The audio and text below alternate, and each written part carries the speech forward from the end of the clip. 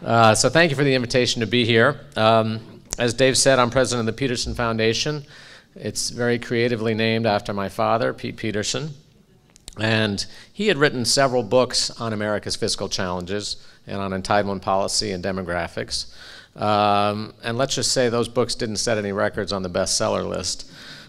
So we still had some more work to do. Actually, one of his friends is Ted Sorensen, who was President Kennedy's speechwriter. And they used to joke around with each other. And about one of his books, Ted Sorensen said, "Once you put it down, you won't be able to pick it up." So we decided we should start a foundation to do a little more work on the issue because the books weren't quite getting the job done. So let me say a little bit about what I think we have in common, purpose-built communities and the Peterson Foundation, which is that we're both about creating opportunity. You all are doing it on the ground every day, building schools, building communities, building housing, and doing it really at the micro, at the community level on the ground. From our perspective, we're doing the same thing from the environment level, creating more of an environment for growth. And one of the key stumbling blocks to the future of this country, we think, is the national debt. So that's why we're focused on that. Our mission is quite simply to accelerate action on America's long-term fiscal challenges. As Dave said, we're nonpartisan. That's very important to us. We think this is just too big a problem for any one party to solve.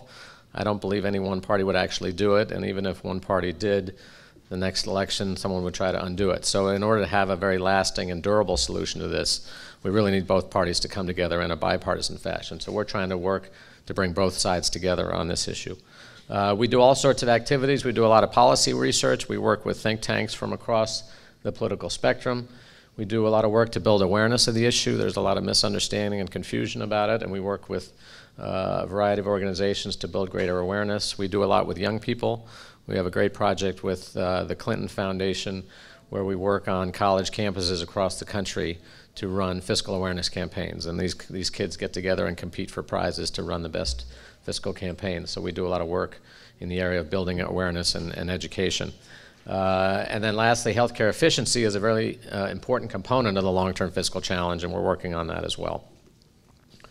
So today I want to just talk about three general areas. The first is the fiscal challenge itself. I'm going to explain exactly what we're looking at over the next few decades. We're very much focused on the long term. This is not a 1 or 2 or even a 10-year issue. This is a multi-decade issue that we're working towards. Secondly, why debt matters. A lot of people misunderstand or don't understand how this issue can affect them personally.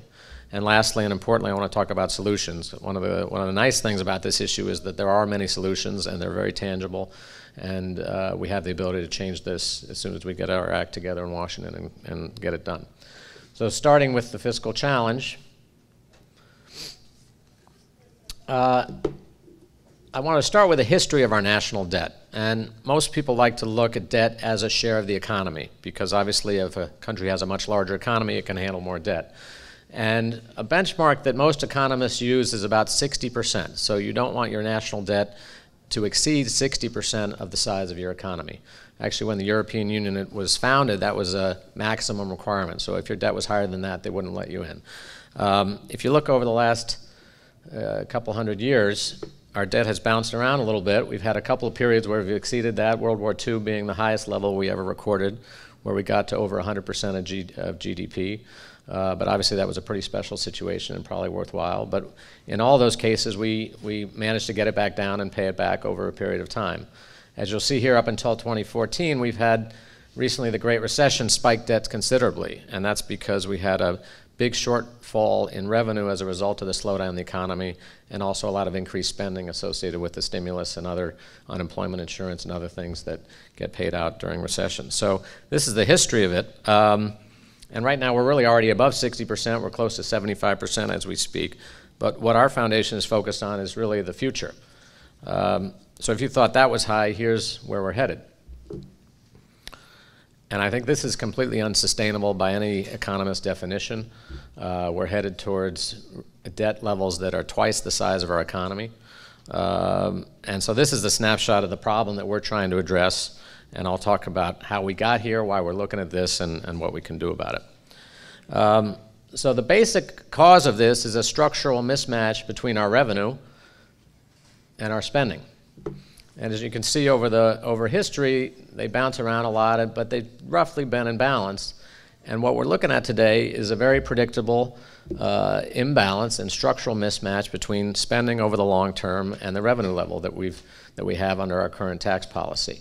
So this is really a permanent structural gap. This is called the structural deficit often, and it's not a temporary or a cyclical problem. This is a structural and a systemic problem with our current budget policy. And the absurdity of this fiscal path is revealed if you look at a couple things. So this is our revenue line going out even further. The Congressional Budget Office, which is what we use for most of our projections, assumes basic levels of revenue as a share of GDP consistently over time. And this is one of our spending lines that actually ends up exceeding the entirety of the revenue base. Anyone want to guess what that is? Healthcare. Well, good guess, but it's even worse than that. That's just the interest. So many of us in the private sector think a lot about debt levels and what's an appropriate amount and debt service coverage ratios and loan to value. I mean, here we are on a path where the entirety of the tax base could get swallowed by interest costs. And this is at fairly modest interest rates. If interest rates were just 2 points higher, it happens even sooner. So I don't think we'd ever get to that point because I don't know who would loan us that amount of money, but even spending half of our revenue on interest to me is a huge mistake. So let's look at one particular program. I think we'd all agree Social Security is a critical program for our retirees. For those seniors in the lowest income quintile, Social Security represents 83% of their income. So this is a real lifeline for many Americans. And if you look over the last few decades, we had a lot of surpluses coming into the system as the baby boom generation was working. But a few years ago, we started to run deficits. And so over the next couple of decades until about 2033, we run about $2.8 trillion worth of deficits just in Social Security alone. And the significance of that number is that that's the amount of the Social Security Trust Fund. And I should use quotations because the trust fund, in my opinion, is really fictional. There is no money in it, okay? So what happened is they took all these surpluses and they spent it on the rest of the budget. And then they wrote down how much they spent and called it a trust fund. And so it's a relevant number because that is what was taken out of the system, but financially speaking and fiscally speaking and economically speaking, it's an irrelevant number because to fund this, we got to borrow all this money. And if you look even further out, it just continues on and on and on. So this is a key part of the structural deficit and a program that we all think is very important. So I want to talk a little bit about what's causing all this. There's three main drivers. The first and most important driver is the aging population. So the baby boom generation is just beginning retirement as we speak. They're 80 million strong. And so this is actually a very steep curve in demographic terms. About 10,000 Americans will celebrate their 65th birthday today, and another 10,000 will tomorrow, and the next day, and the next day for the next 15 years. So there's a lot of people growing the retiree rolls in the coming decades. The second main driver is increasing longevity. So we have a larger population, and they're all, thankfully, and this is good news, living longer. When Social Security was started, life expectancy was only 63 and a half, and the retirement age was 65. And that's a nice way to keep costs under control, right? There's obviously people that make it to that, but the numbers are smaller. So today, life expectancy is 79, and the retirement age has gone up only to 67. So we have a larger population that is also living longer. Now, when you look at things like longevity, you got to be a little bit careful, though, because it's actually quite tied to income levels. So if you look at the top half of earners, their longevity has increased very significantly over the last few decades. The bottom half, not so much. So as we think about policy solutions, we need to be sensitive and aware that if you make changes to something like the retirement age, which most people think is a pretty viable thing to do, you got to be careful how you do it in a way that's fair to those that don't have as much longevity. The third and the most significant driver of the debt is healthcare costs. So this is a view of various countries around the world and what they spend on healthcare as a share of their economy. And the average is about 9.3%. United States, close to 17% of our economy spent on healthcare. And the sad part about this is that our outcomes are really no better. Life expectancy, we're in the bottom third of these nations. And infant mortality, I think we're 21st in the world. So we spend all this money, and yet our health outcomes and our longevity and some of our basic fundamentals in terms of our health, we don't have anything to show for it. So this is the last key driver. And the way it all works is that as you age, people spend more and more on healthcare. That makes perfect sense. Those in the 85 plus category in particular, and that's a significantly growing number. So what we have here is a larger volume of people from the baby boom coming, living much longer, which is great, spending disproportionately on healthcare in a healthcare system that's highly inefficient. So you put all these things together, and it's pretty much simple math from there to see why the debt goes so out of control. Why does debt matter? I think, as I said earlier, a lot of people don't understand why this matters to them. And to me, it just hurts everybody. So no matter what concern you have about this country or public policy or communities, the debt hurts it. So if you care about jobs and incomes and mobility, which are on a lot of people's minds these days, the debt slows growth, and it reduces opportunity and reduces income and reduces mobility. If you care about education and infrastructure, and that's your core issue, I think you have to care about the debt, because all of that interest expense will crowd out resources and make less funding available to those causes that you care about, like education and infrastructure. If you're on the conservative side and one of your main focuses is to keep taxes down, you saw that interest burden. It's enormous. We can't keep taxes low if we have interest rates and interest costs going up and up and up. If you're concerned about the most vulnerable, as I'm sure many people here are, I think the worst thing you can do is put your safety net in a state of vulnerability and insecurity. And if we have interest costs out of control and we don't have the fiscal flexibility to spend when we need to in tough times and recessions, those people will be even more vulnerable. If you're focused on our kids, I think we all are. I don't know how to describe it other than toast. I mean, they're facing a tough future unless we get our act together quickly. And I would even say national security. From my standpoint, we can't be a strong nation unless we have a strong economy. We can't defend ourselves with the defense budget we have unless we have resources to do that. And if we owe a lot of countries money, which we do, I'll show you in a minute, that will reduce our power and our influence and our ability to control our own destiny. So no matter what you care about in this country, I think the debt is a major problem. We're always looking for interesting ways to explain this issue, and I'm going to try to inject a little bit of humor here. Do you all remember that commercial for drug use where it was holding an egg and it said, "This is your brain, and this is your brain on drugs"? So this is the U.S. economy, fast, agile, ready to go, going to win the race. This is the U.S. economy on debt. So I don't think this horse is particularly well positioned to win the race, and so we got to get a lot leaner on the budget. So I'll dig in just a little bit deeper so you see what's going on kind of behind the scenes. This is the discretionary part of the budget, and this is pretty much everything in government other than Social Security, Medicare, and interest. And so it's everything we know and decide about government. That's why it's called discretionary. And this is the key areas of the budget that relate to the economy and growing the economy exist within the discretionary budget. So this is where many of the programs that help the economy are housed. And so let's see what's in store for these programs. This is one of my biggest concerns. So in 1970, discretionary was the majority of the budget. 62% of the budget was spent on discretionary. Today, as a result of some of the demographic trends that I'm telling you about, 2/3 of the budget is mandatory, and it's been squeezed down already to about 1/3 of the budget. And by 2050, it's down to 19%. And so these mandatory programs are on autopilot. There's really not a lot we can do about it unless we change the course. On a year-to-year basis, discretionary is all we can play with. And that's why you've seen recently a lot of the cuts have been in discretionary when they probably should have been in some of these more systemic and structural challenges.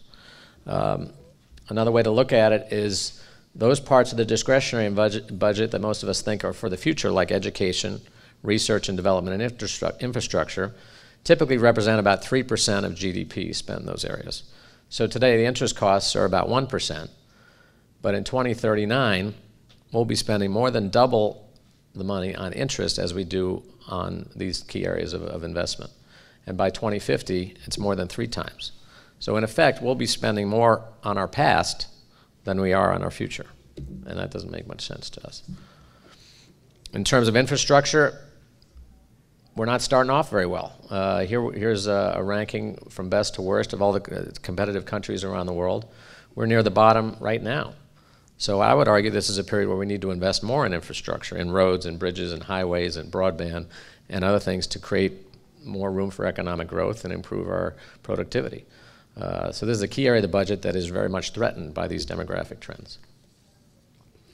As I said earlier, one of the concerns about the debt is also national security and how this positions us in the world. So in 1970, only 5% of our debt was held by foreigners. We controlled most of our debt, and it was only about $14 billion. Today, foreigners own close to half the debt, $5.6 trillion.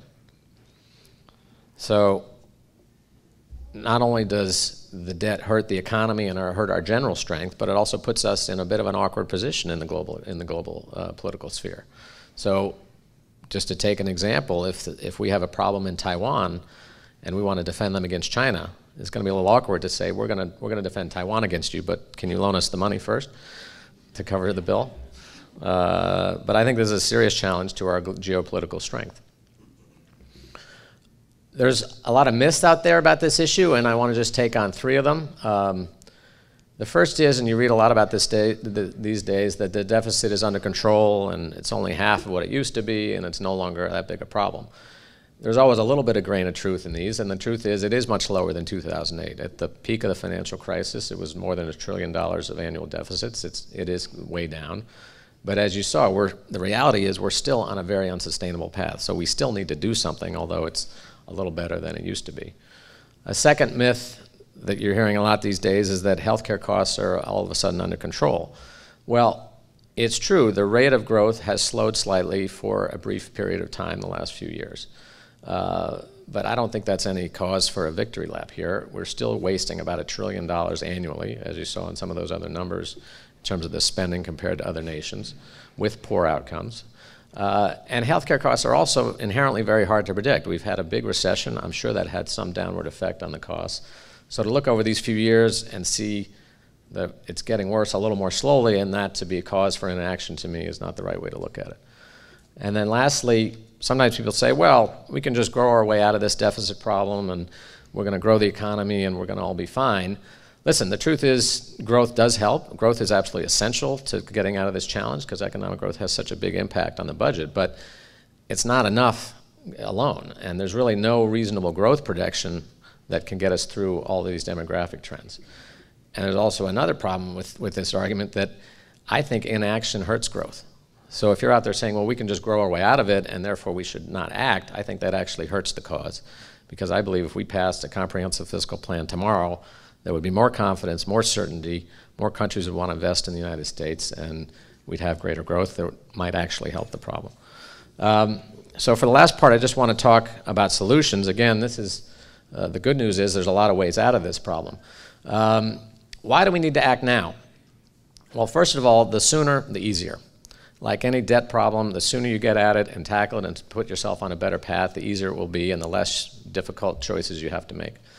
Secondly, retirees need time to plan. As you saw, the big drivers of this are related to retirement, and I don't think it's fair to take someone on the eve of their retirement and all of a sudden change the rules of the game.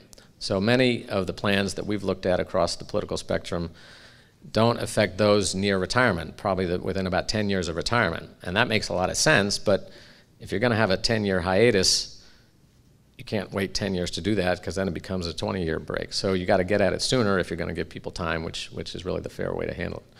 And as I said before, I think certainty helps confidence and growth. So the sooner we act, the sooner I think economic growth will return to higher levels, which will in turn help this issue even further. So the longer we wait, the harder it will be. The numbers on that are that if we act this year, okay, and have structural changes in the budget, the required changes would be about 1.2% of GDP. If we wait only 5 years, we need 25% more. And if we wait just 10 years, we need 75% more than that. So there is a compounding effect of interest, and inactivity does require more to do later on, so we better get at it the sooner the better. In terms of actual solutions, this is probably my favorite chart. Many solutions exist. So as I said, we work with think tanks from across the political spectrum. one of our projects the last few years has been something called the Solutions Initiative. And we're probably the only foundation that gave grants to wildly different think tanks from across the political spectrum and had them come together and solve this problem. And we didn't really know how it would work. We didn't know what the results would be, but they were fabulous. So this is the American Action Forum's plan. We told them, listen, we're going to measure you 25 years, current policy is our current path.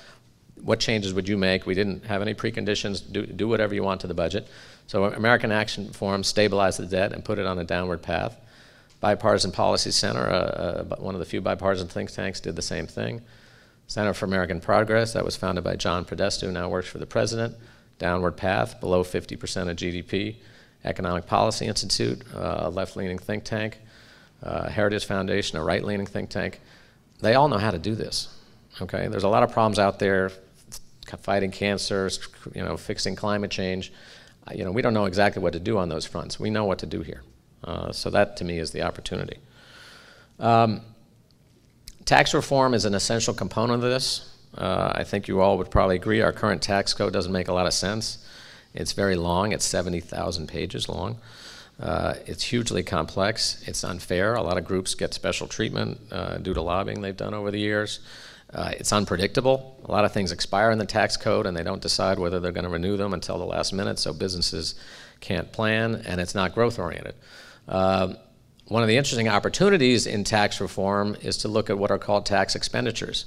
So these are the loopholes and deductions and credits that exist within the code. And surprisingly, if you take all those tax spending, they call it, tax expenditures, it's 1.4 trillion. Well, the total amount we collect in individual and corporate is only 1.6 trillion. So it's almost like the deductions are bigger than the amount we're collecting to begin with. So most of the tax plans eliminate a lot of these tax expenditures and use those dollars to both lower tax rates and also contribute to deficit reduction, which to me makes a lot of sense. So most of the plans do that with the tax code. The other optimistic look at this is that we're actually not all that far apart. If you read the paper and watch these TV programs, you'd think, there's no possible way to ever come together. But if you really look at it, this is Paul Ryan's plan. So when he was chair of the Budget Committee, he put together a 10-year budget plan, and his revenue level over the next 10 years was 18.1%. Okay? President Obama's budget, 18.7%. And if you hear him talk, it's like they're on completely different planets. But listen, this is a meaningful difference. I'm not saying it's nothing. It's a big economy. It's a lot of money. It's billions over the years. But to me, it seems surmountable. If you look at spending, gap is a little wider. But again, it's 19 versus 21. I mean, we're all dealing with things in the private sector where we got to compromise and figure things out on a daily basis. These are not insurmountable in the private sector. In the politics these days, this seems like a mile. But I would argue if they went to the American people and explained this problem and said we're going to come together and here's the compromise, and neither side thinks it's perfect, but it works, I think it could work. So I think we're closer than it seems. So just to end on a note of optimism, I think there are several reasons to be optimistic, even though this is a tough situation to handle. There's unanimous agreement on the problem. I mean, no one says this is not a problem or that's sustainable or we can, this can work without change. It's solvable and within our control. So this is a public policy matter where a piece of legislation could be passed by a few hundred members of Congress and a president signs it, and we're done. And we put ourselves on a stable, secure financial path, fiscal path. And as I said, I think the solutions are manageable. If we get at it early, it's modest, gradual changes to the tax code, modest, gradual changes to entitlements, other efficiencies across the budget, and I think we can get there. We really just need two things. We need leadership in Washington from both parties. We need people to stand up, and we need a functional democracy. I think there's a lot of dysfunction in Washington right now. They don't trust each other. They don't really talk that much. They're incented not to compromise by the local politics. And so those are the things we need, and that's why the foundation is here to try to build that leadership, build a movement around change. And so that's our story, and I'm happy to take any questions at this time.